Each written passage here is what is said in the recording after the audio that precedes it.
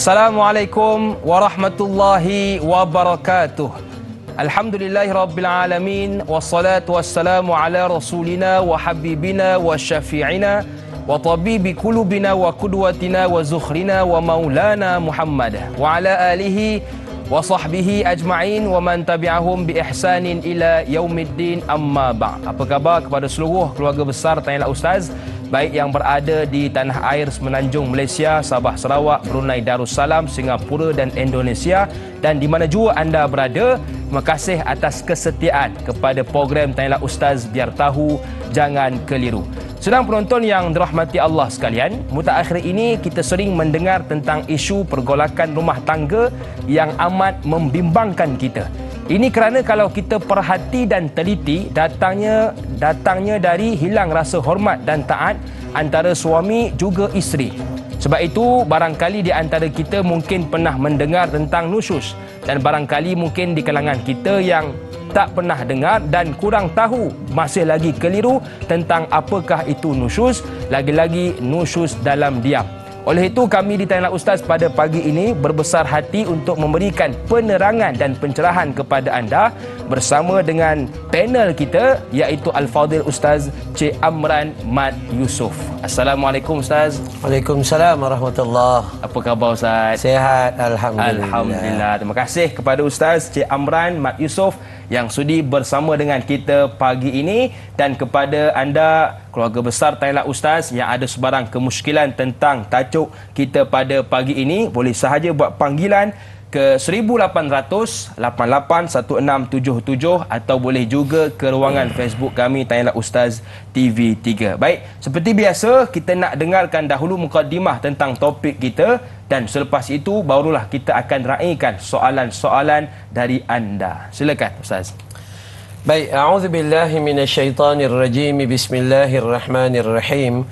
Assalamualaikum warahmatullahi wabarakatuh. Waalaikumsalam. Innal hamdalillah nahmaduhu wa nasta'inuhu wa nastaghfiruh wa na'udzu billahi min shururi anfusina wa min sayyiati a'malina. May yahdihillahu fala mudilla lahu wa may yudlil fala hadiya lahu. Asyhadu an la ilaha illallah wahdahu la syarika lah wa asyhadu anna Muhammadan abduhu wa rasuluh. Allahumma salli ala Muhammad wa ala ali Muhammad, amma ba'du.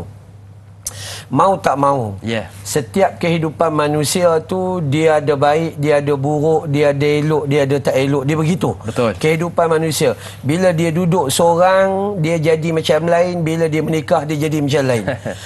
Yang kita bila nak kait tentang tajuk nusyus dalam diam itu, pertama, nusyus itu sendiri adalah satu bentuk penderhakaan. Baik. Satu bentuk pengkhianatan, satu bentuk tinggi diri, ego dan engkar.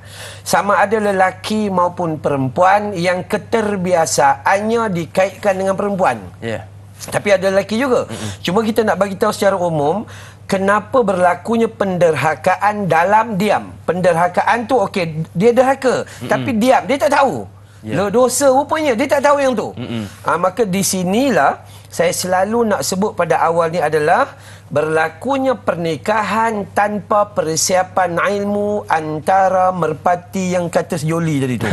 Kan ya, lelaki dan perempuan, terutama lelaki tak ada ilmu, dia hanya persiapkan duit buat hantaran, buat itu buat ini dan sebagainya. Dia hanya ambil fotografer yang lebih kurang tapi dia tak prepare apa yang sedang dia lalui nanti dan akan lalui nanti, terutama dari sudut ilmu. Kita boleh bersiap 30-40 ribu untuk persiapan pernikahan kita, tapi rupa-rupanya kegagalan dalam memahami ilmu ini sangat-sangat bahaya.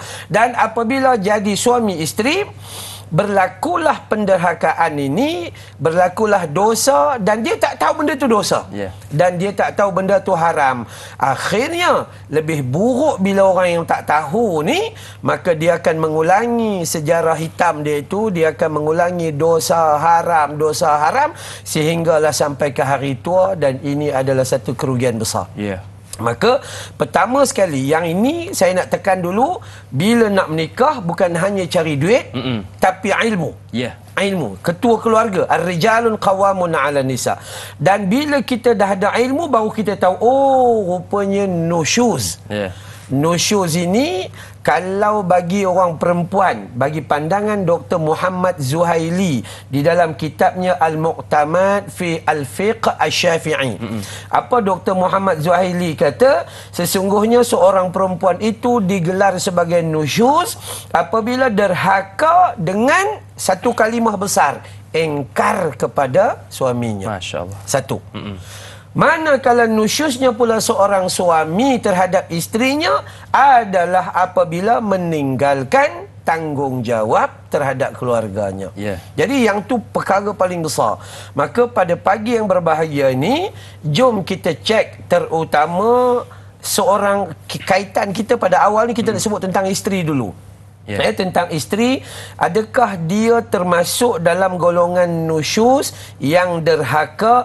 Perkataan nusyuz ni diambil daripada kalimah yang membawa duduk di tempat tinggi. Dia rasa bangga diri, buka dada sikit. Gitu kan. Orang ego ni dia macam tu. Dia tak nak dengar cakap orang. Dia kata, saya nak ikut apa yang saya cadangkan. I don't care. Gitu kan.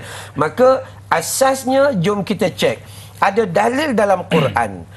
Dalil yang pertama tentang isteri nusyuz ni Allah sebut dalam surah An-Nisa surah keempat ayat 34. Di mana Allah katakan wallati takhafuna nusyuzahunna.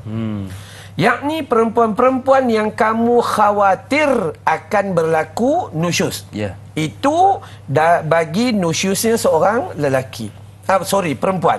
Bagi nusyuznya seorang lelaki ada juga dalil dalam surah An-Nisa surah yang keempat pada ayat 128. Wa in imra'atun khafat min ba'liha nusyuzah.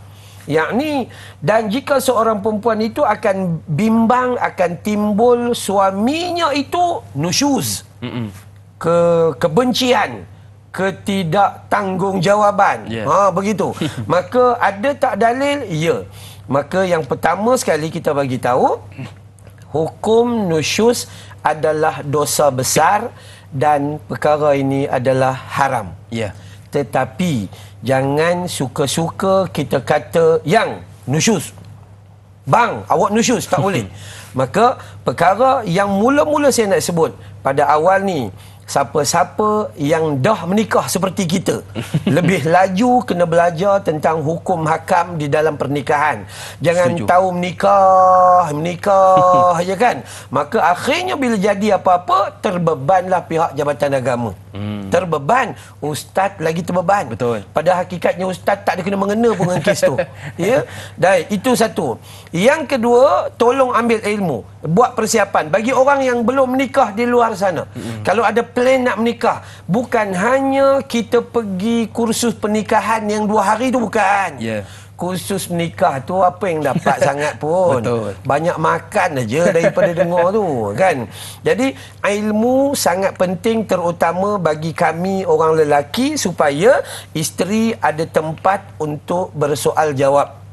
Isteri ada. Saya alhamdulillah isteri saya kuat bertanya. Itu dia tanya, ini dia tanya, itu bagus. Dia tahu yang dia tidak tahu dan kemudian dia bagi. Dia tanya dan kita bagi tahu. Maka yang seterusnya, bila kita faham tentang ilmu, maka kita tidak akan melanggari hukum hakam. Yakni kalimah nusyuz ni, sebab dia dosa besar.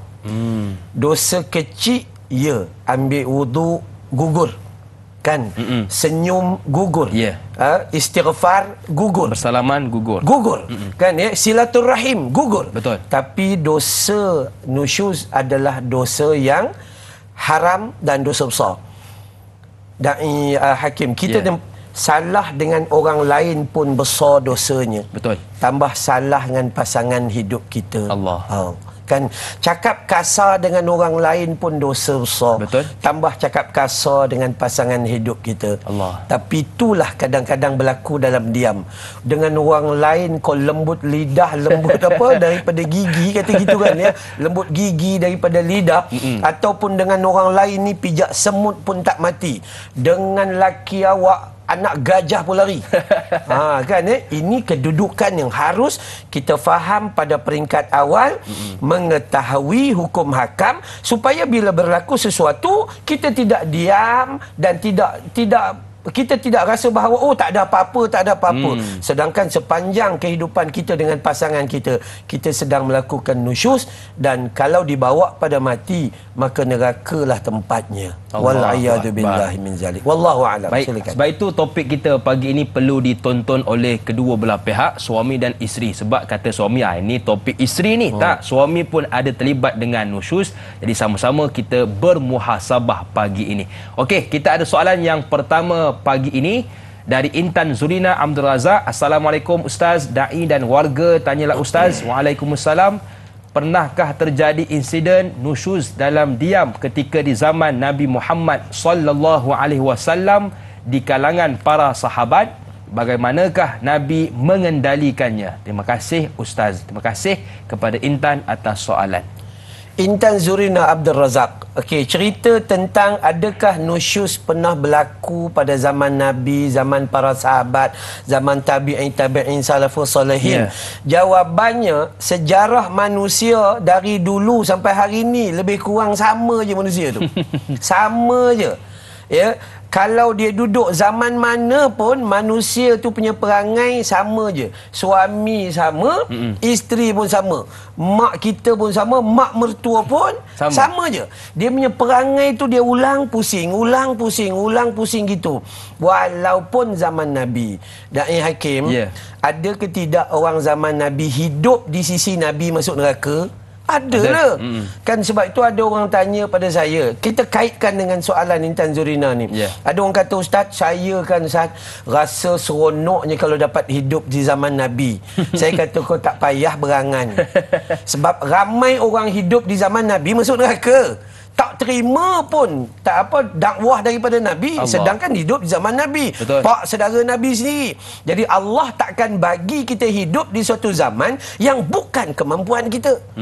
Begitu. Jadi hakikatnya kepada Intan Zurina dan yang lain-lain, suami di zaman Nabi dengan suami di zaman kita sama je. Isteri zaman Nabi, isteri zaman kita sama je. Kalau nak katalah kita nak komplain, nak katalah isteri cemburu atau kaki komplain, Aisyah sendiri dalam laporan hadis sahih Bukhari dia pun cemburu juga. Dia kata kepada Nabi sallallahu alaihi wasallam, asyik sebut nama Khadijah aja. Apa baik sangat ke dia? Kadang-kadang bahasa tu nampak macam kasar juga. Maka kalau Aisyah cemburu dan komplain, isteri kita mau 10 kali ganda. Kan? Maka saya katakan bahawa ada ke tidak masalah, cuma kita tidak jumpalah hadis yang khusus yang cerita sekian. Tapi yang pasti ada zaman Nabi orang yang hidup dan beriman dan Nabi janji bagi dia syurga. Ada zaman Nabi orang yang berada di sisi Nabi tapi terang-terang menentang Nabi, maka mereka ahli neraka. Macam itulah juga zaman Nabi ada suami isteri, ada mertua contohnya, maka perangai mereka dengan perangai kita itu sama. Tapi yang membawa kepada baiknya zaman Nabi dan baiknya zaman kita adalah apabila kita kembali kepada Al-Quran dan As-Sunnah. Masya-Allah. Jadi apa-apa ya, suami bila nampak isteri lain macam je tu, maka tugasan dialah untuk mententeramkan isteri. Yang sabar yang kenapa begini, cuba cerita sikit. Ini jadi masalah kita, Da'i Hakim.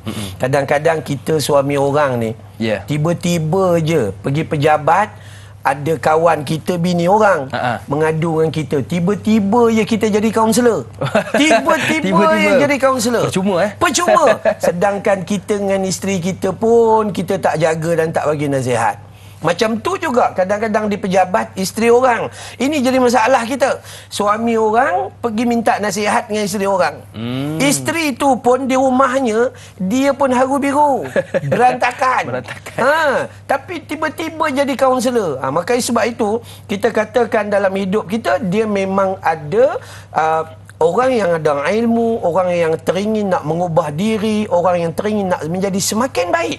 Maka insya-Allah duduklah di zaman mana pun syurga dan neraka itu diletakkan, diberi pilihan oleh Allah untuk kita rebut. Kalau kita duduk zaman Nabi, duduk di sisi Nabi, kalau kita memang kita punya hidup tak nak syurga, maka Nabi pun tak boleh tolong dia. Baik. Wallahu a'lam. Apa yang saya boleh simpulkan dalam blok yang pertama ini, setiap masalah ada jalan keluar, dan jalan keluar yang terbaik ialah kembali kepada Al-Quran dan juga sunnah Rasulullah sallallahu alaihi wasallam. Baik, kita nak berehat sebentar, jangan ke mana-mana, teruskan bersama dengan kami dalam Tanyalah Ustaz, biar tahu jangan keliru.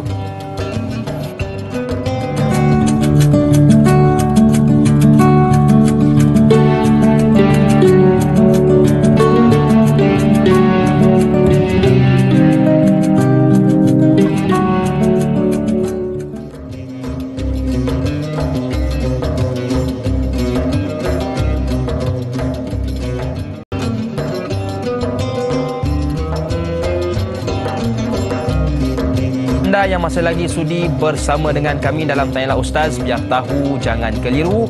Kita masih lagi membicarakan topik munakahat, iaitu nusyuz dalam diam, bersama dengan panel kita Al-Fadhil Ustaz Cik Amran Mat Yusof. Baik, tadi Ustaz ada sebut tentang yang kita pada hari ini suka menghukum isteri ataupun suami kita. Awak ni nusyuz ni.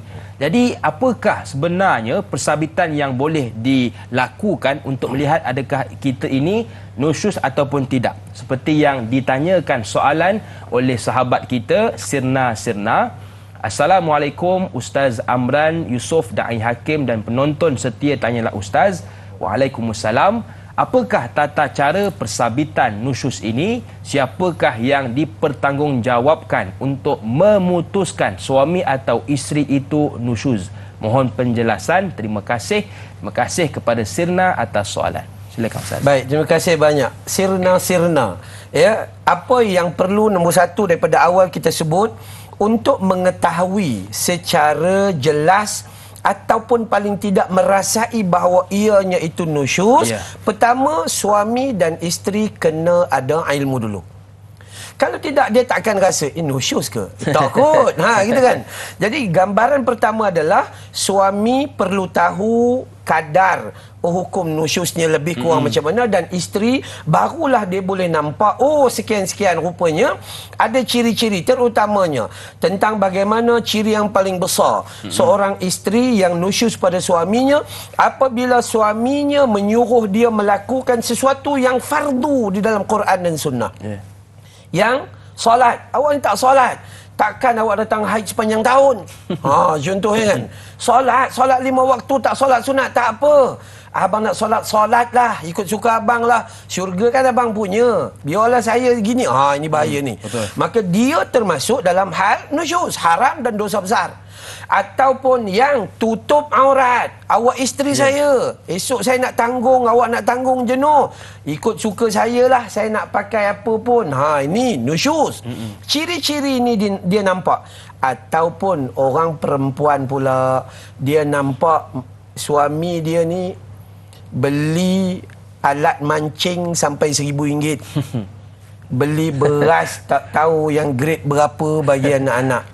Ini satu. Makin hari makin tak ngulur duit, makin hari makin diam, makin hari hilang 3-4 hari kemudian balik gini. Dua-dua nampak. Maka bila nampak di sini, bolehkah kita sendiri menjatuhkan you nusyuz? Tak. Di dalam negara kita ada undang-undang keluarga Islam. Betul. Datanglah ke mana-mana mahkamah syariah atau jabatan agama Islam, dia ada unit keluarga Islam. Unit keluarga Islam ni dia ada akta-akta tertentu. Suami isteri berhak pergi buka fail dan bagi tahu, buat aduan, isteri saya sekian-sekian, suami saya sekian-sekian. Adakah boleh disabitkan nusyuz? Dan siapa yang boleh sahkan pensabitan ini? Mahkamah. Kenapa suami tak boleh jatuh begitu aja? Tak boleh. Sebab satu pihak mungkin dia akan zalim kepada pihak yang lain. Betul. Maka sebab tu dalam soalan sirna-sirna ni, sirna pun kena faham, suami sirna pun kena faham. Ya, kita kena faham, isteri kena faham apa ciri-ciri dia. Ya, contoh suami ni daripada Kuala Lumpur tiba-tiba dapat tawaran kerja di Kuala Ketil, Kedah. Kampung saya lah tu. Kuala Ketil. Gaji tu 6 kali ganda daripada gaji sekarang. Dan suami pula kata, alhamdulillah rezeki yang Allah Ta'ala bagi, jom kita pakat-pakat pindah pergi Kuala Ketil sebab sana Universiti Insaniah ada kat situ kan. Maka jom kita pergi sana, dan rezeki untuk anak-anak. Isteri kata, I don't want and I don't care. Tu. Dan hukum di sini adalah haram mutlak. Dia dinamakan sebagai nusyuz. Nusyuz. Dia tak boleh suka-suka. Abang nak pindah, abang pindah dulu. Saya nak duduk sini. Sekarang punya style apa kita panggil? PJJ. PJJ. Ini jaga juga. Jaga juga sebab kadang-kadang isteri pendam dan suami pendam. Rupa-rupanya PJJ ni adalah sebuah kalimah nusyuz berlaku di tengahnya. Allah. Ini jaga-jaga. Jangan kadang-kadang kita, ini kesilapan kita. Apabila kita fikir, ustaz, kerja ni siapa nak bagi? Allah yang bagi. Rezeki siapa nak bagi? Allah yang bagi.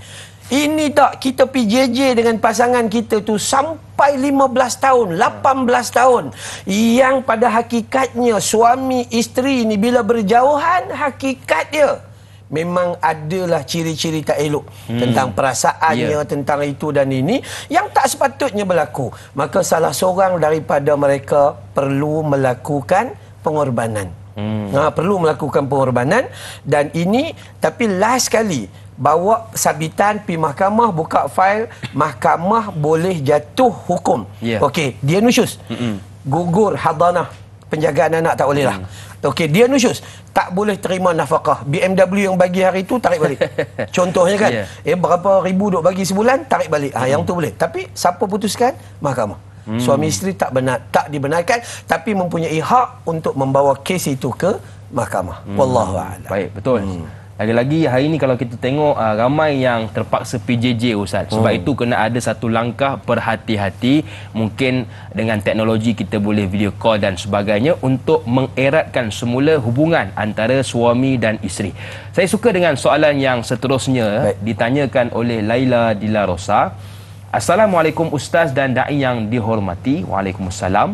Bagaimanakah yang dikatakan nusyuz dalam diam? Adakah jika seorang isteri menyakiti atau mengasari suami tanpa sedar sudah dikira jatuh nusyuz, dan adakah perbuatan tersebut boleh mengundang dosa besar bagi isteri itu? Mohon pencerahan. Terima kasih. #biar tahu jangan keliru. Laila Dila Rosa, Kota Belud. Kota Belud. Kota Belud. Alhamdulillah. Depa ni satu grup jadi wakil saya. Anak saya menikah di sana. Masya Orang Allah. baik sebenarnya. Okey, baik. Persoalan dia adalah apa itu nusyuz dalam diam? Betul. Penderakaan yang kita tak rasa itu dosa. Masya Allah. Orang yang paling tak elok sekali adalah bila dia buat dosa, dia tak ada rasa apa-apa. Hak ni cukup bahaya. Orang yang sangat baik, bila dia berdosa, maka dia rasa itu dosa, dia berhenti dan dia bertaubat kepada Allah, lalu dia berubah. Jadi dalam bab nusyuz ni ada kemungkinan suami dia memanjangkan dosa dia atau isteri memanjangkan dosa dia. Kerana apa? Kerana dia tak tahu, dia diam gitu je. Dia biar gitu kan. Dan adakah hukum sakiti dan kasari suami? Allahu Akbar. Mau tak mau kita kena terima hakikat, lah ni bukan suami saja ada taekwondo, isteri pun ada karate. Betul. Betul. Isteri pun ada karate, dia flying kick. Ya, ada, dan kita jumpa macam-macam kes, siapa pi jabatan agama, pi unit keluarga, unit kaunseling dan sebagainya, kita akan jumpa ada juga kes. Kita pernah jumpa kes bila mana isteri datang mengadu tu, tapak kasut ni kena kat tapak ada bahagian muka tu, lebam. Allahu Akbar. Kasut pula kita pakai tu, kasut yang safety boot tu. Dahsyat. Dan kita datang jumpa pula suami yang datang mengadu ni dalam keadaan leher dengan tangan dia berdarah. Di cakar ke? Dan sebagainya. Marah kepada suami. Maka isteri pun lebih kurang suami pun lebih kurang. Zaman sekarang lah. Zaman sekarang ya. Dan adakah itu dosa besar? Laila Dila Rosa dan lain-lain, ianya adalah sebuah dosa besar. Kalau dibiarkan bawa kepada mati, maka hukumnya masuk neraka. Allahu Akbar. Jadi jangan bawa dosa besar tu. Dia kaedah dia simple lah. Kan dia tu, kita dulu kita kata apa kat dia? Kita kata, aku cinta kepadamu. Hanya itu yang ku tahu. Kan dia kekasih kita. Dulu berjanji sehidup dan semati. Kenapa hari ni kasari dia? Patutnya kita boleh jadikan dia itu, ya Allah, dia jadi saksi aku nak masuk syurga sebab aku buat baik dengan dia. Itu hakikat ni. Ni besok dia jadi saksi, ya Allah, campak dia masuk neraka. Allah. Kan ya, yang ni harus difahami bahawa kalau tak nak duduk diam, maksudnya kita salah tapi perasan kesalahannya, maka tontonlah, tanyalah ustaz. Betul. Supaya dapat ilmu. Wallahu a'lam. Betul Ustaz. Hari ni kalau tengok rumah tangga pada hari ni, awal kahwin flying kiss. Tapi kalau dah lama kahwin flying kick Ustaz. Allahu Akbar. Baik, kita ada seorang pemanggil di talian. Assalamualaikum, siapa di sana? Waalaikumsalam warahmatullahi wabarakatuh. Saya Ismail Basimullah. Silakan tuan. Soalan saya begini Ustaz. Ya. Apakah tindakan yang sewajarnya jika suaminya sedar isterinya itu nusus? Itu soalan saya begini. Terima kasih. Assalamualaikum warahmatullahi wabarakatuh. Waalaikumsalam warahmatullahi wabarakatuh. Terima kasih kepada Tuan Ismail atas soalan yang menarik kepada kita. Silakan Ustaz. Baik. Pertama sekali, bila seorang suami nampak ciri-ciri nusyus ada kepada isteri dia, maka rujukan pertama orang Islam ilmunya dalam Quran. Kita baca dalam surah An-Nisa, surah keempat yang menjadi dalil ayat 34 tadi. Allah kata, wallati takhafuna nusyuzahunna fa'idhuhunna wahjuruhunna fil madaji' واضربوهن فإن أطعناكم فلا تبغوا عليهن سبيلا إن الله كان عليا كبيرا. Baik, perempuan-perempuan yang kamu khawatir akan nusyusnya, akan nampak dah ciri-ciri nusyus pada dia, kalau ada 12 perkara, dah ada 3-4 perkara dah, maka hendaklah pertama fa'idhu'an nusyuzahunna ni fa'idhuhunna, iaitu hendaklah kamu bagi dia nasihat. Yang nampak gaya lain macam sekarang ni. Macam Da'i kata dulu kan, dulu kita flying kiss, nampak awak macam flying kick kat saya ni. Nampak ciri-ciri tu. Mula-mula bagi nasihat. Bagi nasihat tu kena bagi ada masa. Jangan bagi nasihat, saya nak awak berubah automatik 24 jam. Belum. Sebab kita dah pencen baru berubah.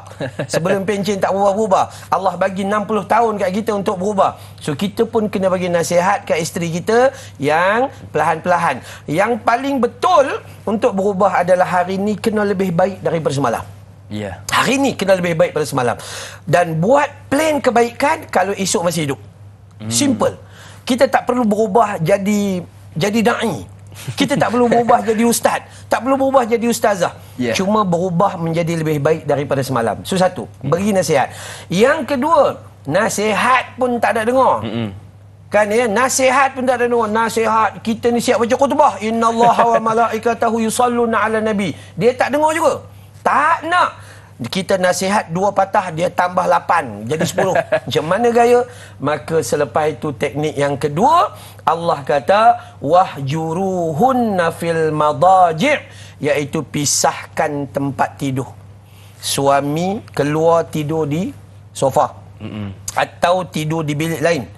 Tidur di bilik lain tu, dia sebenarnya soal tidur ni tau, adalah satu benda, kalau betul-betul lah seorang orang yang ada hubungan kasih sayang, maka bila dia ditinggalkan di tempat tidur, dia punya rasa tu cukup dahsyat. Ish, jijik sangat ke aku? Itu sebab tu Islam suruh gitu. Jadi tinggalkan. Tinggalkan ni pun tak boleh lebih daripada 3 hari. Ada tempoh. Ada tempoh. Nasihat tak apa panjang. Nasihat ya. Jadi Tinggal maksudnya tak boleh lebih daripada 3 hari. Dan kalaulah wahjuruhunna fil madaji, pindah tempat tidur pun dia tak mau dengar, lagi awak tidur jauh, lagi elok nafas saya. Awak tidur sebelah udah macam darah tinggi, kencing manis, sakit jantung. Jadi macam mana buat? Maka Nabi Allah kata wadribuhunna, pukullah dia dengan pukulan mendidik. Okey, pukul macam mana? Okey, baik. Kita nak tahu tentang pukulan yang dibenarkan. Baik. Tetapi kita nak bertasbih seketika. Jangan ke mana-mana, teruskan bersama dengan kami dalam Tanyalah Ustaz. Biar tahu, jangan keliru.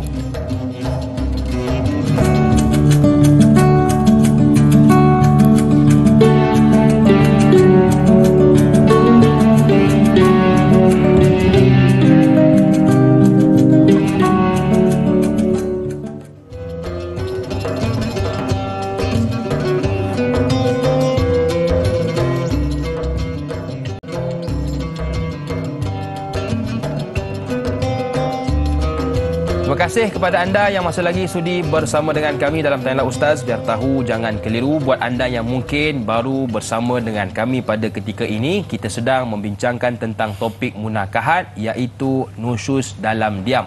Jadi kalau ada sebarang persoalan, boleh sahaja buat panggilan ke 1800 881677 atau boleh juga ke ruangan Facebook kami Tanyalah Ustaz TV3. Baik, tadi kita tunda tentang soalan, iaitu apakah pukulan yang dibenarkan. Bagaimana Ustaz? Silakan. Baik, yang pertama sekali, pukulan haruslah dengan niat untuk mendidik.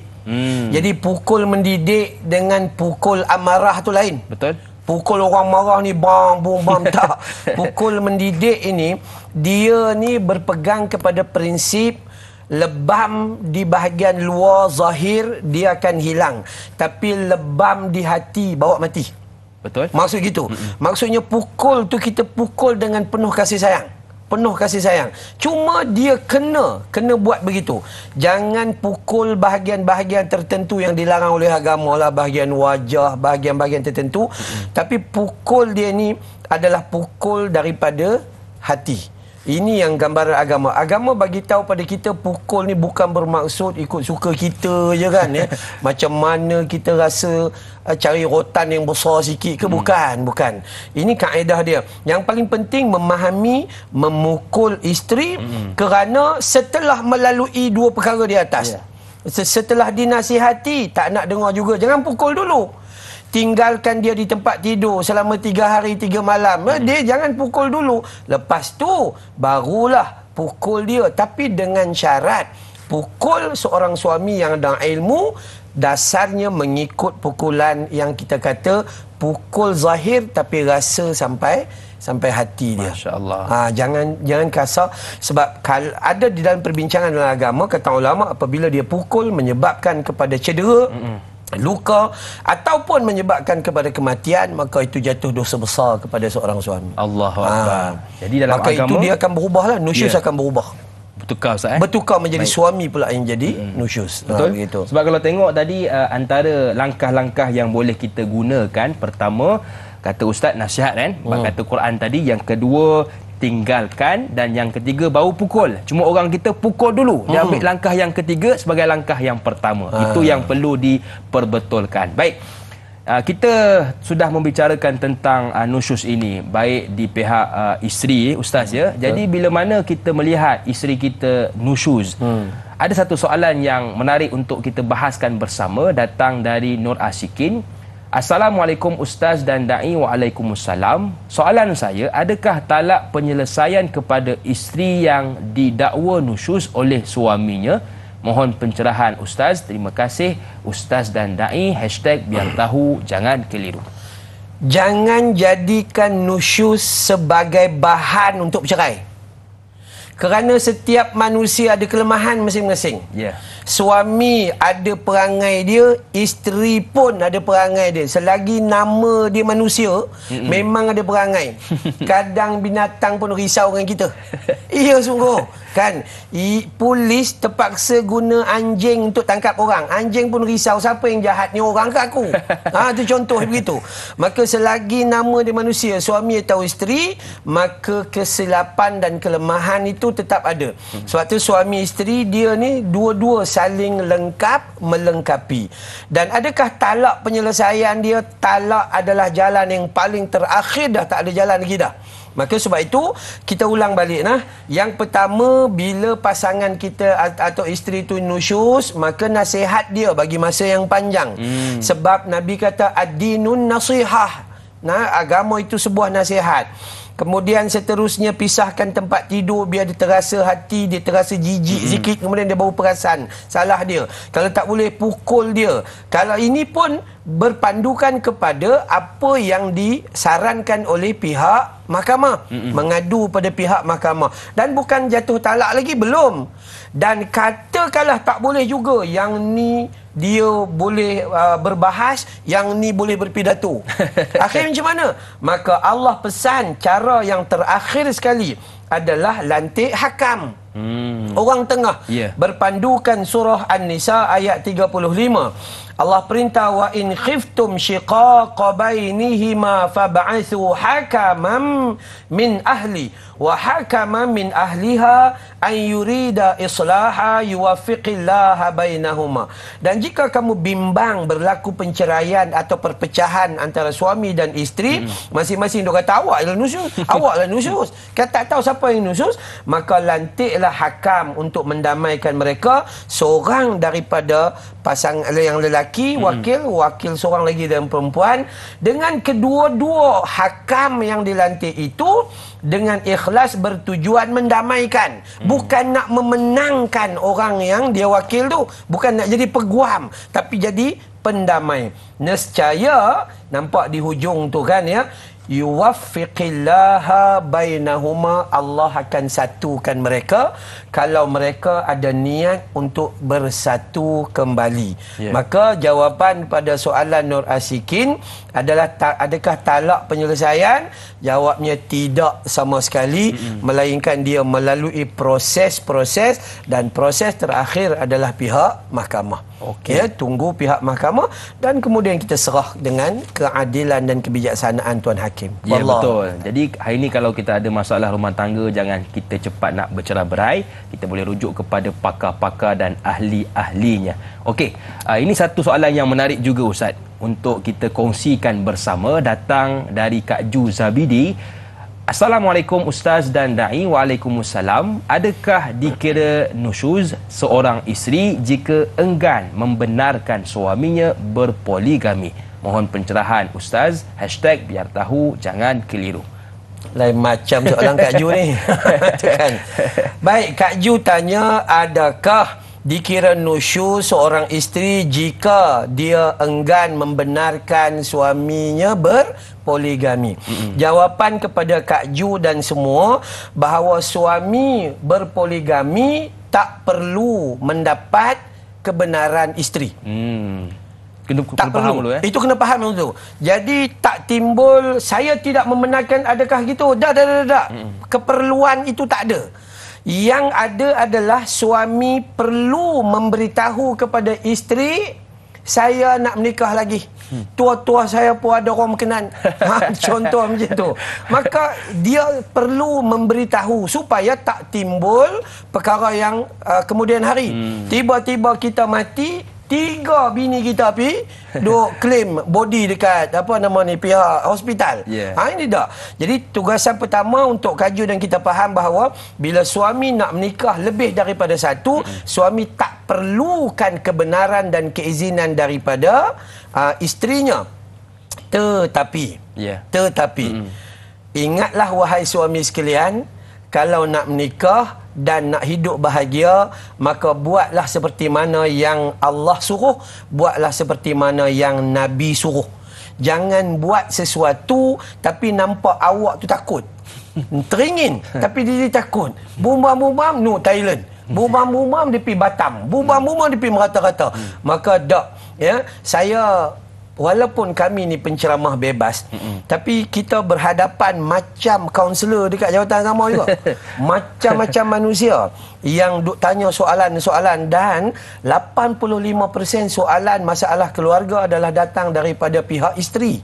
Kerana banyak pihak isteri yang mereka ini dizalimi.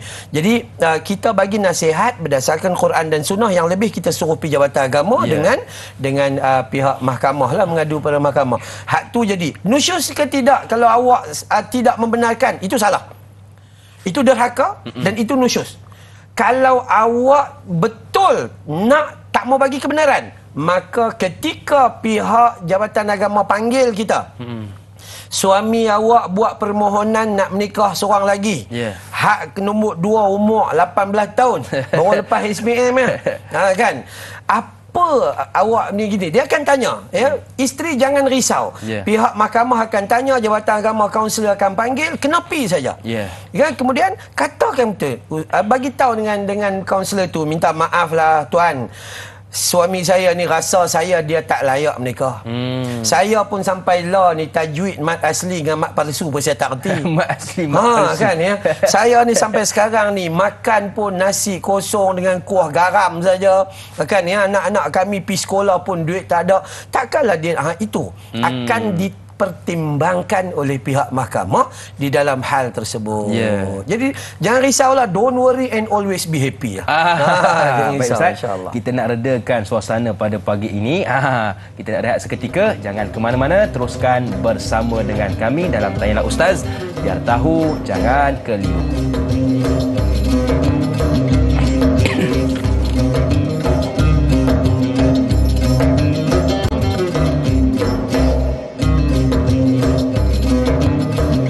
Kembali bersua dalam Tanyalah Ustaz, biar tahu jangan keliru. Masih lagi bersama dengan kami di Tanyalah Ustaz. Saya dan Hakim dan juga Ustaz Cik Amran Mak Yusof membicarakan topik munakahat nusyus dalam diam. Baik, saya suka dengan soalan seterusnya ini dari Aisyah Johari. Assalamualaikum Ustaz, Da'i dan sahabat-sahabat yang dirahmati Allah. Waalaikumsalam. Soalan saya, apakah seorang isteri itu dikira nusyuz jika keluar rumah tanpa izin suami untuk mengelakkan dirinya dipukul oleh suami? Sebelum ini suaminya pernah memukul isteri hingga terdapat kecederaan pada tubuh badannya. Jadi isteri rasa takut untuk pulang ke rumah, sedangkan laporan polis dan laporan doktor sudah dibuat. Terima kasih Ustaz. # biar tahu jangan keliru. Silakan Ustaz. Baik. Soalan dia ni masih dalam bab nusyus, tapi dia takut adakah dia terbabit dalam hal yang dikatakan dosa nusyus dan jatuh haram bila mana dia keluar daripada rumah, atau bahasa kasar lari keluar daripada rumah kerana dia ada pengalaman dipukul, dicederakan, atau ada konsep berupa ugutan, kecaman, ditunjukkan benda tajam kan dan sebagainya oleh sang suaminya, maka jawapannya dia tidak termasuk orang yang nusyus, bukan isteri yang nusyus. Tetapi dengan syarat, bila dia keluar daripada rumah, dia tak boleh duduk rumah kawan dia, tak boleh. Dia tak boleh menyembunyikan diri, itu tak boleh. Maka dia keluar daripada rumah, pergi dulu balai polis. Tak kisahlah berapa kali buat laporan pun. Saya nak keluar daripada rumah supaya besok bila ada kes di mahkamah, dia ada asas untuk bawa proof dan bukti. So dia pergi dulu ke balai polis dan buat laporan kepada pihak polis, dan mohon pihak polis untuk hantar dia ke rumah bapak dia ke, sebab kalau dia tak ada orang lain, maka balik kepada keluarga dia sendiri. Dan diam di rumah keluarga dia. Tetapi selepas itu dia tak boleh duduk diam, tetapi haruslah terus untuk buat laporan kepada pejabat agama dan mahkamah syariah. Dia kena buat. Jadi kalau dia keluar daripada rumah dengan kaedah kecaman, ugutan, benda tajam dan takut dipukul apa sebagainya, maka hukumnya tidak berdosa. Malah bukan dia keluar daripada rumah, dia kena lebih awal keluar daripada rumah. Kalau nampak gambaran yang macam tu, itu yang Islam ajar daripada kita. Wallahu a'lam. Okey, baik Ustaz. Kalau kita lihat perangai ataupun hobi orang perempuan ni, dia suka merungut, dia suka berkongsi cerita, lagi-lagi tentang rumah tangganya kalau dalam keadaan huru-hara. Jadi soalan soalan yang ditanyakan oleh sahabat kita ini, ayuh kita lihat bersama. Masrifah Nur Jamain. Assalamualaikum Ustaz dan Da'i serta semua kru Tanyalah Ustaz. Waalaikumsalam. Isteri merungut, membebel di belakang suami kerana suami tidak mahu keluar bekerja dan tidak dapat memberikan nafkah pada keluarga. Adakah sikap isteri itu boleh diletakkan sebagai nusyus dalam diam? Bagaimanakah penyelesaian supaya isteri itu tidak terus menjadi nusyus kepada suaminya? Mohon pencerahan Ustaz. Terima kasih. Biar tahu jangan keliru. Baik, bismillahirrahmanirrahim. Tidaklah semua kesalahan isteri itu dibabitkan dengan nusyus. Bukanlah semua isteri buat itu nusyus. Teruk benar isteri kena kan? Tak, bukan. Kebiasaan nusyus ini adalah keengganan. Ya, keengganan atau ketidaktaatan. Terutama dari sudut disuruh solat tak nak solat, disuruh puasa tak nak puasa, disuruh tutup aurat. Mana Allah suruh tu? Yang tu. Atau ada satu-satu lagi lah. Contohnya isteri itu diajak untuk bersetubuh oleh suaminya, tapi dia mengelak dan kita tidak menghargai permintaan suami. Itu sama, itu je. Tapi dia kata di sini isteri merungut kat belakang, jumpa kawan baik, BFF katakannya, kawan baik jiran tu, depa duk mesyuarat selalu. Jumpa tak ada tempat dah nak mengadu ni. Membebel kat belakang gini. Maka saya kata dia bukan nusyus, tetapi ketika awak menceritakan keaiban suamimu kepada orang lain bukan pada tempat yang betul, hukumnya haram secara mutlak dan dosanya dosa besar.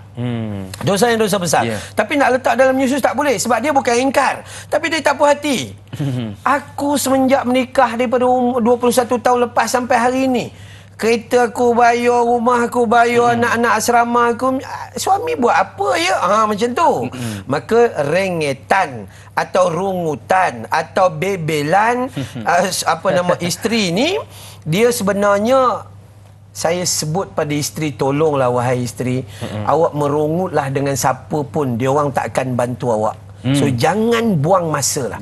Jangan sesekali kau pergi jumpa kawan sebelah rumah, awak tak tahu kawan sebelah rumah tu lagi teruk masalah daripada awak. Maka kalau awak nak merungut, pergi ke Jabatan Agama, tuntut betul-betul hak awak. Tuntut, saya nak sekian, dia begini, saya nak yang dulu gandaan begini, dia telah tinggalkan. Itu adalah lebih diam. Maka membebel atau merungut bukanlah nusyus, tetapi menyatakan ketidakpuasan. Tapi syarat menyatakan ketidakpuasan itu bukan membuka keaiban suami di khalayak ramai atau dengan orang lain, sehinggalah suami itu akan jatuh maruah dari sudut pandangan jiran dan sebagainya. Maka balik minta bantuan daripada mak bapak kita ataupun mak bapak mertua kita berkenaan dengan masalah ini, maka moga-moga Allah memudahkan urusan mereka. Wallahu a'lam. Kalau kita rujuk di tempat yang betul, maka kita akan dapat cara penyelesaian yang betul, Ustaz. Baik, ini satu lagi sikap seorang perempuan, antaranya ialah queen control, tapi bukan semualah, segelintir sahaja. Contoh soalan dari Mas Niza. Assalamualaikum kepada Ustaz, Da'i dan seluruh warga Tanyalah Ustaz. Waalaikumsalam. Bagaimanakah isteri yang bersikap queen control, suami terpaksa mengikut semua kehendaknya tanpa ada alasan? Adakah ini juga termasuk isteri nusyus dalam diam? Mohon penjelasan Ustaz dan terima kasih. Biar tahu jangan keliru. Dan mungkin faktornya kerana isteri ni lebih berkerjaya, berjawatan tinggi. Macam mana Ustaz? Queen control bukan nusyus dalam diam, tapi nusyus dalam terang. Clear. Kan ya? Dalam keluarga, by hook or by crook, setinggi mana pun, mungkin isteri itu YB. Suami itu orang biasa je, teman dia ke sana kemari. Isteri itu penceramah ustazah top katakan, selebriti. Suami itu teman dia je. Maka mau tak mau, maka tak boleh ada sifat queen control, sehingga suami pula tu terpaksa mengikuti semua aturan keluarga mengikut ketentuan isteri. Saya selalu bincang dengan isteri saya. Isteri saya selalu kata macam ni, saya suka bagi cadangan. Saya kata boleh, awak bagilah sebanyak-banyak cadangan. Tapi awak jangan bagi cadangan yang merupakan sebuah keputusan. Lain. Cadangan dan keputusan itu berbeza. So cadangan bentang dulu atas meja. Bincang. Tak boleh. Tak. Kadang-kadang dia bagi tu, isteri ni bila dia bagi saja, ini keputusan. Maka itu tak boleh. Queen control, maka tak boleh. Siapa nama dia? Mas Niza dan yang lain-lain. Tak. Seorang isteri yang baik adalah apabila dia selalu memohon restu dari suaminya. Masya-Allah. Bang, saya nak pergi mengaji, boleh ke tidak? Maka dia akan dapat 2 pahala. Pahala pergi dengar ceramah, pahala dapat izin daripada suami dia. Dia sentiasa dalam rahmat Allah Subhanahu Wa Taala. Yang kata, bang, awak bagi, awak tak bagi, awak ambil pasal. Tu kan. Hak ni tak boleh. Maka hak ni yang disuruh di dalam yang dilarang di dalam agama, maka dia bukan nusyus dalam diam, tapi dia nusyus dalam terang. Maka lebih besar dosa dia sebab dia tahu perkara tu haram tapi dia buat juga. Ya. Saya pesan kepada isteri-isteri, sebab saya penceramah bebas. Penceramah bebas ni dia bebas ceramah. Daripada pagi sampai malam, dan banyak anak muridnya perempuan. Dan saya selalu kata orang perempuan, jangan sampai suamimu bila awak bertanya sesuatu maka dia kata ikut awak lah. Ikut awak lah. Senang lah ustaz. Bukan senang. Itu tanda suami dah meluat. Sebab selama ni bila dia tanya, kita bagi je jawapan, tak pakai. Dia tak pakai. Bagi cadangan, tak pakai. Akhirnya suami kata buang masa je. Ikut awak je lah. Itu tanda suami meluat. Maka saya pesan kepada orang perempuan ni ahli syurga sebenarnya. Banyak dia orang punya kebaikan siang malam pagi petang. Maka jadilah isteri yang sentiasa memohon restu dan izin daripada suaminya untuk beroleh rahmat Allah. Wallahu a'lam. Okey, baik ustaz, kita ada seorang pemanggil di talian. Assalamualaikum, siapa di sana? Waalaikumsalam warahmatullahi wabarakatuh. Ya. Saya Siti Rohani dari Banting. Ingin bertanya, seorang isteri itu yang sering dipukul suaminya, dicederakan, tapi dia tak pernah buat pengaduan sampai dia masuk ward pun. Kalau ditanya katanya jatuh dan aksiden dan macam dia melindungi, tak bagi tahu yang suaminya yang terjadi macam tu. Apakah hukumnya, sebab dia terlalu sayangkan suami, dia tak mau suaminya ditangkap polis ke apa ke, dia tak mau. Jadi dia terlalu sayang, dia buat macam tu. Macam mana? Apa hukumnya begitu? Ya, baik. Okey, terima kasih kepada Puan Siti Rohani dari Banting, Selangor. Baik isterinya ustaz ya. Jadi bagaimana situasi sebegitu ustaz? Okey, baik. Yang pertama sekali kita kena faham suami isteri ada kelemahan. Saya daripada Kuala Ketil, Kedah. Isteri orang Shah Alam, bertemu di Bukit Beruntung, kan? Jadi kita bukan kenal. Masuk dalam rumah tu baru kita tahu wangi ke, busuk ke, baik ke, buruk masa tu.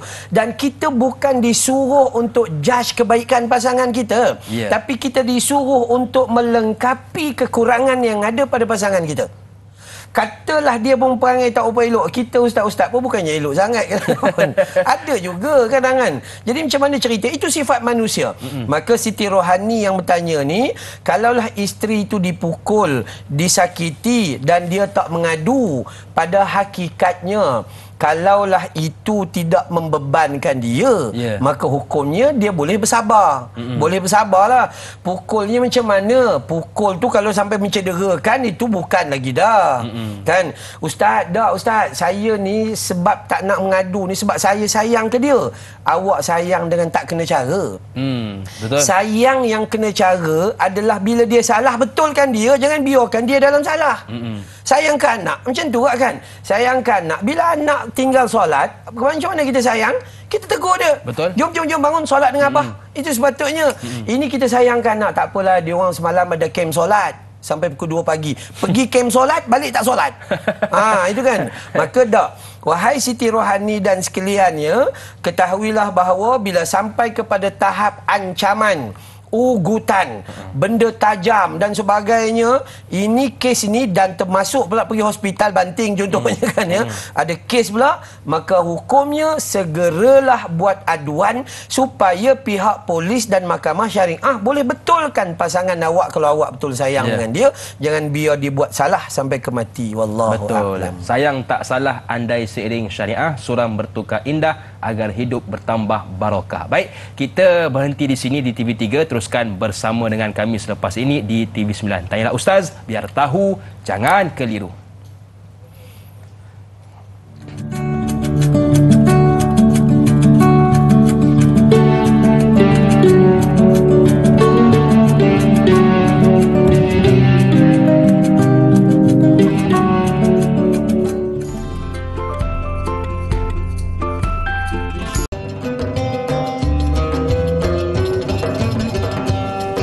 Kelubi dan Keranji beralih dulang, bekallah hingga ke Tanjung Sena. Suami dan isteri berkasih sayang, kekalah bahagia ke hujung nyawa.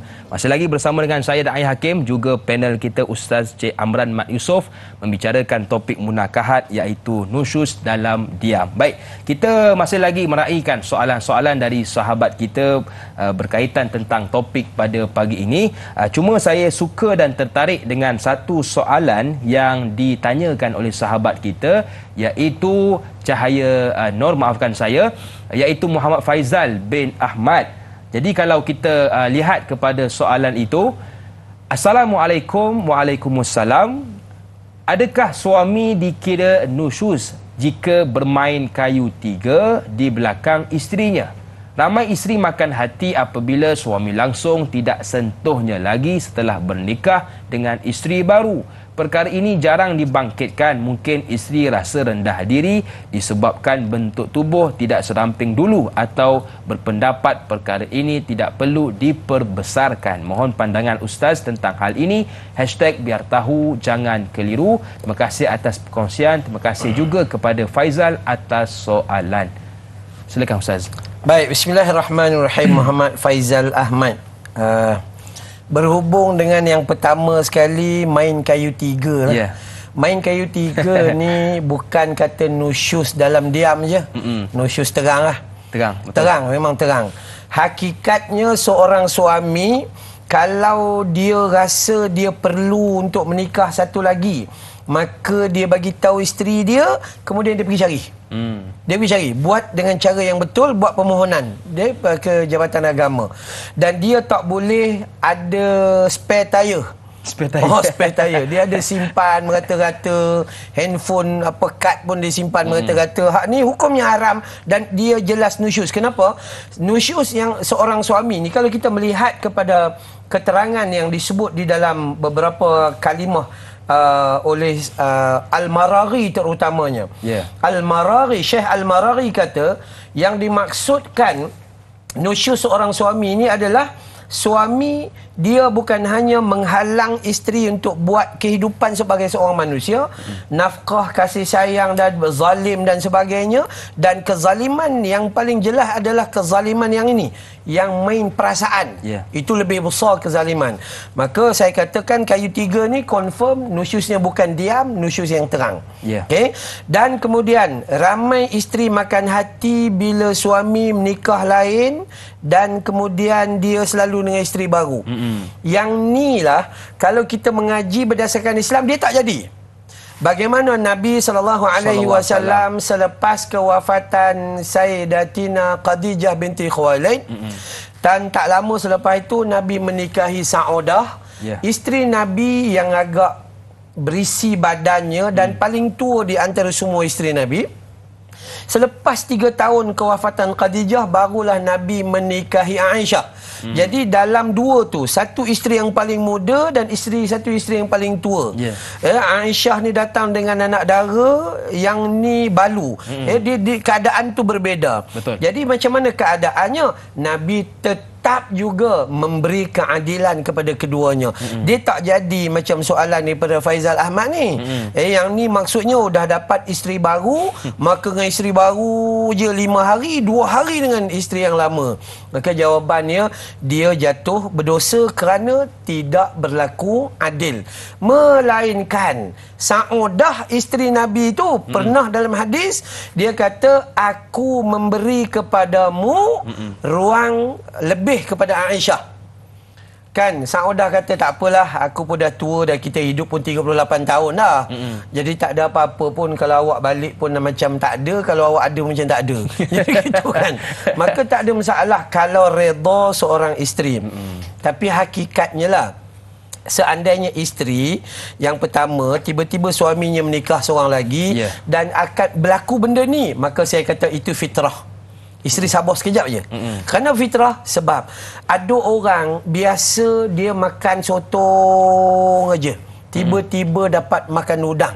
Walaupun bila campur sotong dengan udang ni dia gaut, tapi disebabkan baru dapat udang, maka dia akan pegang udang aja. Sehinggalah satu ketika rasa macam tukar daging pula kot. Nah, itu sifat dan fitrah seorang manusia.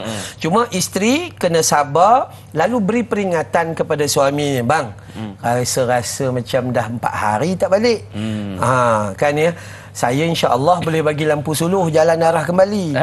Itu contohnya. Bagi je lah, insya-Allah tak ada masalah. Kita saling ingat mengingati. Wallahu a'lam. Betul. Jadi kepada suami berlaku adil dan kepada isteri cuba bawa bincang Ustaz supaya kita nak elakkan pergaduhan dalam rumah tangga.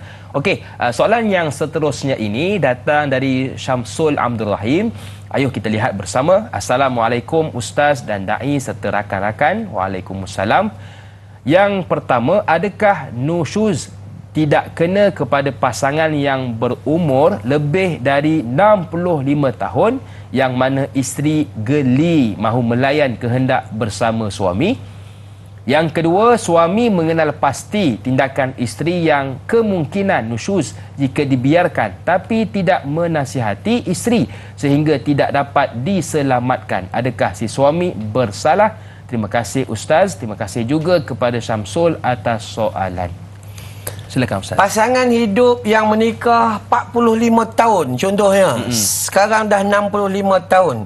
Isteri kata geli Ustaz. Kan, gelilah. Anak cucu tengok pun rasa macam tak berapa seronok. Maka tak. Orang yang betul-betul fall in love, kan ya, betul-betul jatuh cinta ni, dia berubah macam ni. Kena faham nah, bila kita baru menikah itu kita jatuh cinta. Kita jatuh cinta ni, dia harap apa? Dia bagi I love you, dia harap balasan I love you more. Dia harap balasan. Itu bila tak dapat balasan maka dia frust. Tapi bila kita dah menikah lama, dia main satu perasaan bukan cinta dah, sayang dan simpati. Tengok pasangan kita kesian, mengesot gaut. Mengesot gaut. Tengok pasangan kita nak makan tak boleh, gigi dah terjatuh, lebih kurang macam tu kan. Maka dia rasa simpati dan kasih sayang dia akan jatuh lebih besar pada ketika itu berbanding ketika dia bercinta. Ini hakikat dia. Maka ketika isteri tidak mahu melayan suaminya yang umur 65 tahun kesebab geli, hukumnya apa? Nusyuz dan berdosa. Nusyuz dan berdosa. Seandainya isteri tidak boleh melayan, maka pinangkan seorang lagi untuk suaminya. Terus dilayan. Ini hakikat dia. Ini perlu faham lah. Perlu faham bahawa kalau dia geli, tak mau dah. Tak. Orang perempuan pergi jumpa kaunselor, tanya. Orang lelaki dia makin berumur, dia nakkan layanan yang lebih istimewa daripada dulu. Orang lelaki dia memang macam tu. Sebab saya dah tua, saya tahu lah. Jadi hakikatnya begitu. Nusyuz ke tidak? Ya, nusyuz. Sebab apa? Nabi SAW menyebut hadis daripada Abu Hurairah ni, "Idza da'a ar-rajulu imra'atahu ila firashihi falam ta'tihi fabata 'adbana 'alayha la'anatha lal malaika hatta tusbih." apabila suami mengajak isteri untuk tidur bersama, kemudian isteri tidak mahu datang dan suami tidur dalam keadaan marah, malaikat laknat sampai pagi. Riwayat Imam Muslim. Dan hadis ini tak sebut bini itu muda ke tua. Kan? Maka umum yang itu. Tetapi bila isteri tu saya tak sihat Ustaz, kencing manis pun ada, darah tinggi pun ada, gout pun ada, sakit jantung pun apa, tapi suaminya sihat. Suami ni jogging satu hari 10 km begitu begini, maka isteri perlu menyarankan kepada suami untuk beroleh keadaan itu dengan cara untuk beristeri tambah lagi. Itu wallahu a'lam. Ya, betul. Jadi perlu ada peranan dan perlu ada gerak kerja dari suami dan isteri untuk memastikan rumah tangga kita sentiasa harmoni. Baik, soalan yang seterusnya ini juga menarik untuk kita bincangkan bersama dari Cahaya Nur. Assalamualaikum Ustaz dan Da'i. Waalaikumsalam. Apakah hukumnya seorang isteri yang suka bercakap kasar dan keterlaluan menengking suami walaupun sudah ditegur banyak kali oleh suami? Bagaimana suami hendak menasihati isteri sebegini? Bila cakap apa pun dia saja yang betul. Mohon pencerahan Ustaz. Terima kasih Ustaz dan Da'i. #biar tahu jangan keliru. Baik. Seorang isteri yang volume dia lebih tinggi. Volume tu tak apa. Sebab volume ni anugerah Tuhan. Ada orang guna A, ada orang guna F. Kan ya? P. Ramlee dia menyanyi guna bawah aja. Getaran jiwa. Dia ada bawah aja. Jadi ada yang tinggi. Maka itu bab volume tak ada masalah. Tetapi bercakap dengan bahasa yang kasar. Dan menengking. Kalau kita tengking orang pun berdosa besar, tambah tengking suami lagi besar. Kalau kita cakap kasar dengan orang pun orang tak suka, adakah cakap dengan suami dengan kasar apa suami suka? Begitulah keadaan dia. Maka bagaimana suami nak bagi nasihat? Nasihat dia sama je. Suami remind, bagi tahu dia sesungguhnya Nabi tak suka orang yang mulut begini-begini. Allah tak suka. Dia benda ni haram, boleh jatuh kepada nusyus dan benda ni boleh mengakibatkan neraka. Bagi pesanan kepada isteri. Isteri tak dengar cakap, bukan tugas suami. Adakah suami tanggung dosa? Tak ada. Mak bapak adakah dia tanggung dosa anak-anak belum akil balik? Tak. Dosa mak bapak sendiri pun tak larat tanggung. Jadi dosa anak-anak yang belum balik, mereka tidak berdosa. Isteri kalau dia buat dosa, adakah suami tanggung? Tidak sama sekali. Suami tugasan dia adalah pertama dia menikah. Kedua dia perkenalkan, wahai isteriku, dalam Quran cerita ini Allah. Dalam Quran cerita ini Rasul. Dalam Quran cerita inilah Islam, berpandukan Al-Quran dan As-Sunnah Nabi. Tapi ini boleh, ini tak boleh, ini boleh, ini tak boleh. Tapi kalau dia nak buat juga, adakah suami tanggung? Tak. Dia tanggung. Dia tanggung. Dosa seseorang tidak ditanggung oleh orang lain. Pahala seseorang bila dia buat, maka dia yang dapat. Begitulah keadaannya. Wallahu a'lam. Jadi kalau ada salah silap di pihak isteri ataupun suami, maka kita perlu tegur dan bagi nasihat. Mudah-mudahan mereka berubah kepada yang lebih baik. Baik, kita nak bertakbir seketika. Jangan ke mana-mana, teruskan bersama dengan kami pastinya dalam Tanyalah Ustaz, biar tahu jangan keliru.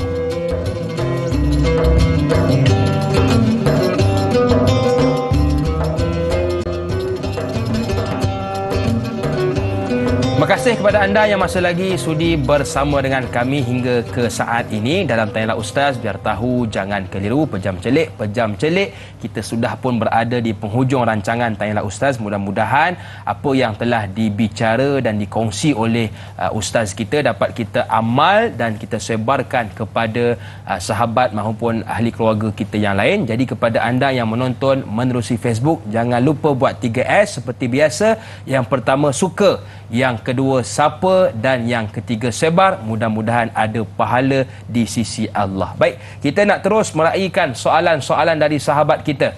Kali ini pula datang dari Rosden Samah. Assalamualaikum Ustaz dan Da'i serta kru Tanyalah Ustaz. Waalaikumsalam.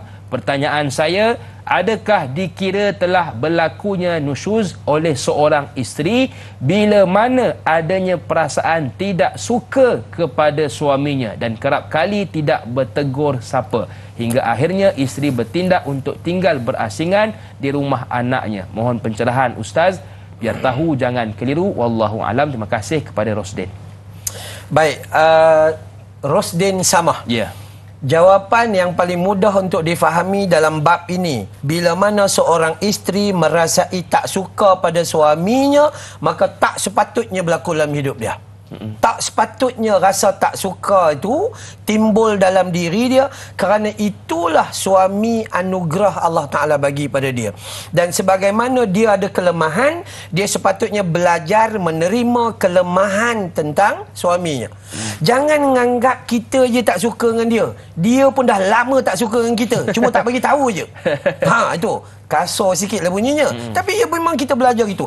Jangan sesekali membenci orang lain dan menyatakan kebencian, sedangkan orang lain tu dah 10 tahun benci dengan kita, cuma tak cakap je dengan sikap kita tu.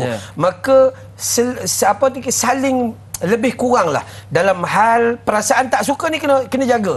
Kecuali tak suka itu, tak suka yang betul-betul Quran dan Sunnah tak suka, Allah tak suka. Jadi seorang isteri, dia perlu bagi tahu kepada suami dia, bang, Islam tak suka gini, saya tak suka. Allah tak suka, saya tak suka. So abang kena betulkan yang ni. Itu betul. Bukan tidak bertegur sapa. Dalam hal untuk bertegur sapa ni, maka boleh dalam Islam selama 3 hari, tak boleh lebih. Bolehlah kita minta, katakan masuk dalam bab yang tinggal berasingan ni. Bang, nampak kita duduk sekali ni, udah sedangkan lidah lagi tergigit ni, tiap-tiap hari gigit ni. Gaduh tak berhenti-berhenti. Jadi macam mana gayanya? Saya minta izin, tolong hantar saya rumah anak dalam tempoh 2-3 hari supaya ambil tempoh bertenang. Itu boleh. Tapi kalau awak mengambil tindakan keluar daripada rumah dan duduk berasingan, tinggalkan suami dalam keadaan suami tidak mencederakan tubuh badan, tidak mengancam ugutan dan sebagainya, maka hukumnya dosa besar. Itu termasuk pendahrakaan nusyus dan boleh disabitkan di mahkamah, boleh digugurkan hak penjagaan anak, boleh digugurkan hak nafkah dan sebagainya. Wallahu a'lam. Okey Ustaz, soalan seterusnya, soalan yang dinanti-nantikan oleh pihak isteri. Sebab kita asyik berbincang tentang nusyus isteri kepada suami. Ini pula soalan nusyus suami kepada isteri. Bab soalan Fatin Syuhaidah. Assalamualaikum Ustaz dan Da'i. Waalaikumsalam. Soalan saya, perkataan nusyus biasanya disandarkan kepada isteri yang derhaka kepada suami. Adakah suami juga boleh digelar nusyus terhadap isteri? Jika suami juga boleh digelar nusyus, apakah ciri suami nusyus? Terima kasih. Biar tahu jangan keliru. Fatin Syuhaidah. Dalam Al-Quran, kita ulang balik surah An-Nisa, surah keempat, ayat 128. Kata Allah, wa inimra'atun khafat min ba'liha nusyuzan au i'radan fala junaha alaihima an yusliha bainahuma sulha. Dan jika seseorang perempuan itu bimbang akan timbul dari suaminya nusyuz.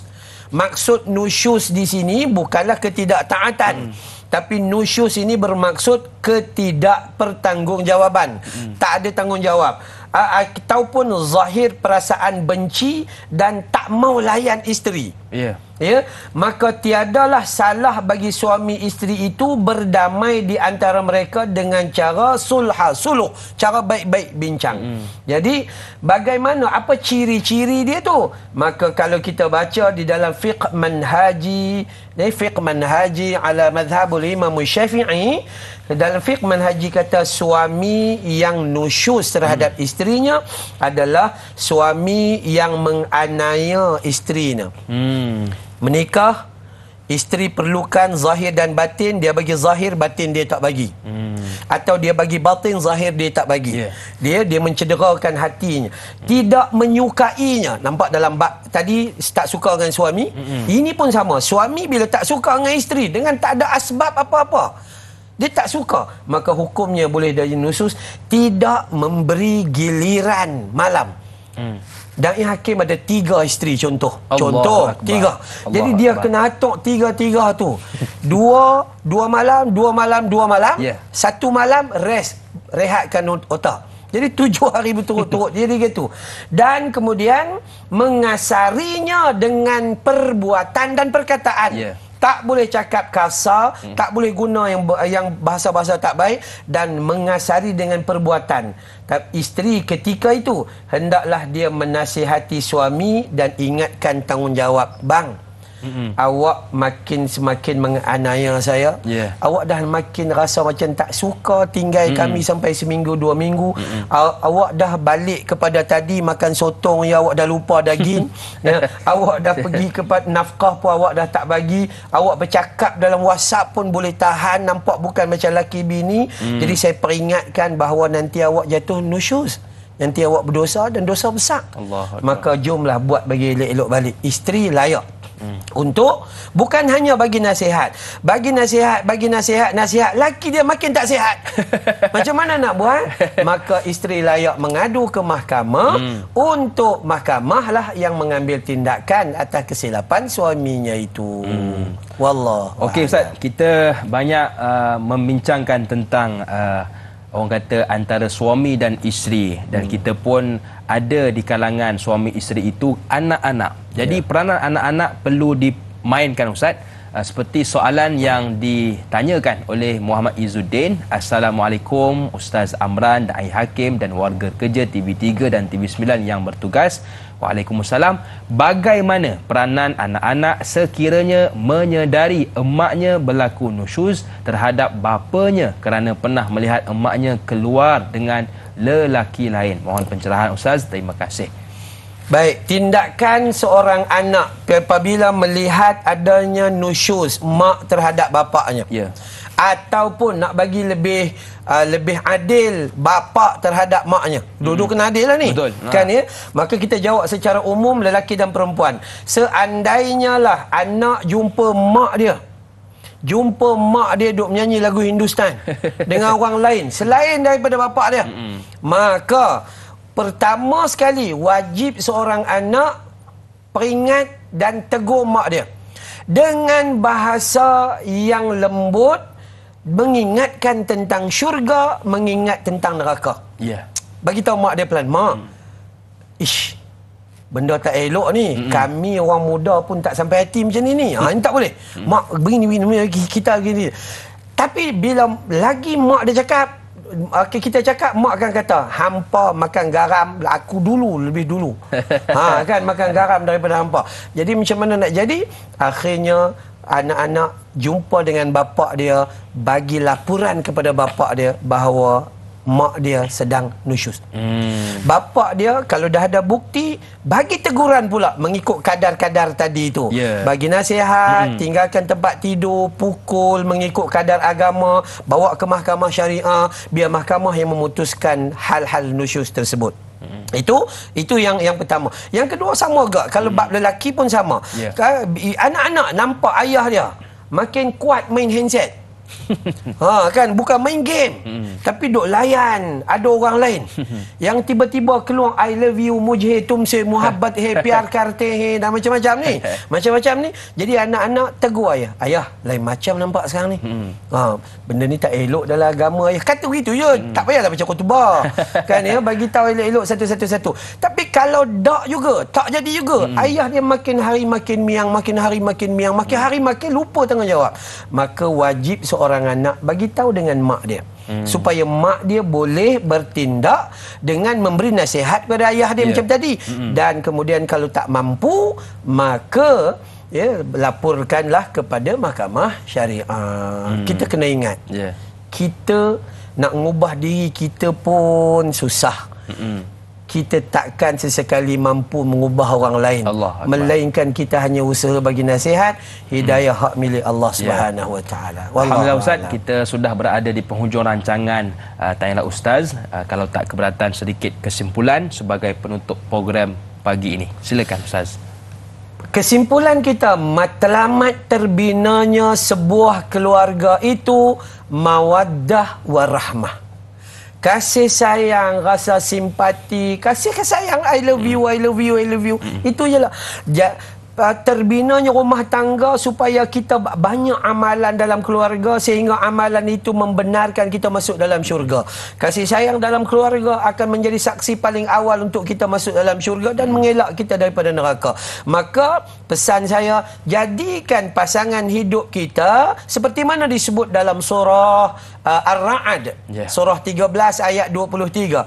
Mereka yang beriman ketika mati sampai di negeri akhirat masuk ke dalam syurga bersama orang-orang yang beriman dari kalangan mak dan bapa mereka, pasangan hidup mereka, zuriat keturunan mereka. Yang ni kita bergabung di dunia, jangan berpecah di akhirat. Bergabung di dunia, bersatu juga dalam syurga Allah Subhanahu wa taala. Wallahu a'lam. Bismillahirrahmanirrahim. Alhamdulillahi Rabbil Alamin. Wassalatu wassalamu ala sayyidil mursalin wa ala alihi wa sahbihi ajma'in. Rabbana hablana min azwajina wa dhurriyyatina qurrata a'yun waj'alna lil muttaqina imama. Ya Allah, anugerahkan bagi kami pasangan hidup dan anak-anak zuriat yang jadi penyejuk mata dan hati kami, ya Allah. Ya Allah, jadikan kami ketua keluarga yang benar mengikuti syariat-Mu, ya Allah. Rabbana atina fid dunya hasanah wa fil akhirati hasanah wa qina adzaban nar.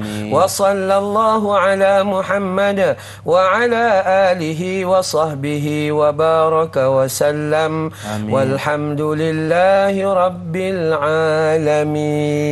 Amin ya rabbal alamin. Terima kasih kepada Ustaz Amran yang sudi bersama dengan kita pagi ini. Kepada keluarga besar Tanya Ustaz, teruskan menonton Tanya Ustaz pada esok pagi bersama dengan sahabat saya Da'iyah Anas, juga guru kita Al-Fadhil Ustaz Zul Ramli Muhammad Razali, di bawah topik hadis dan amalan, iaitu gantian lebih baik.